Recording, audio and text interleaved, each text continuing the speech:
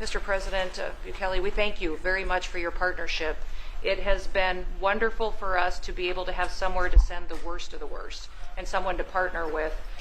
And we'd like to continue that partnership because it's been a powerful message of consequences. Mr. President, you wanted people to know that there was consequences if you break our laws and harm our people and endanger families. And this is a clear consequence for the worst of the worst, that we have somewhere to put them. Thank you very much. Yeah, we even had this gang member from Venezuela, one of the ones you sent, and we interviewed him just to get some information, etc., from them. And he said, "Oh, well, I got arrested 6 times, but they released me the 6th time, so it should be released again." And then he said, "Well, but what's the last thing you do?" And he said, "Well, I shot a cop in the leg, but I didn't kill him. I just shot him in the leg." And we're like, this guy was arrested 6 times here in the United States, 6 times. He was released 6 times, and in the he was released 5 times, and the last time he was sent to El Salvador, right? So he's not getting released. But the last time he shot a cop, actually, and he shot him in the leg. So these are, like you said, right? There's something broken. It's the liberal establishment.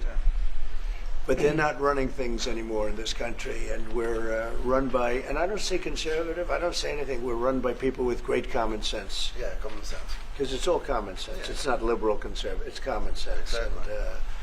And, do you allow men to play in women's sports? Do you allow men to box your women and box? Because I know you have a lot of boxing. That's violence.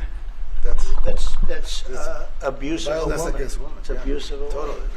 But we have people that fight to the death because they think men should be able to play in women's sports. And some of those sports, it wouldn't matter much, but it still matters. But some of them are very dangerous for women. Some years ago, I would say a decade ago or so, women rights movements were pressuring so that we enacted specific laws to avoid men abusing women. And I think those laws were great because there were a lot of men abusing women. But now some of the same people are trying to backtrack on that and actually trying to make new laws allowing men to abuse women in sports. So actually that doesn't make sense. In sports. It doesn't make sense. It's crazy. They have weightlifting records, right? Yeah. A woman gets up, lifts weights, she's incredible. A guy gets up and beats her by 100 pounds. What are you going to do? A record that hadn't been broken in 18 years. They put on an ounce and an ounce, quarter of an ounce, eighth of an ounce. For 18 years now, they have a guy come up, ping.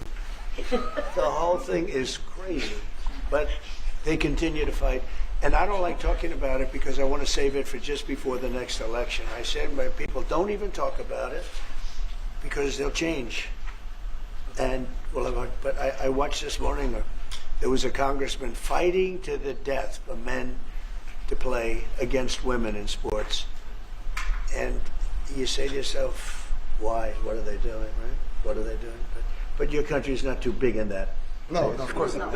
We're big in protecting women. We're good. Yeah. That's right. It's a very important form of protection, too. And as you can see, most of my cabinet are women, so... That's impressive. Yeah.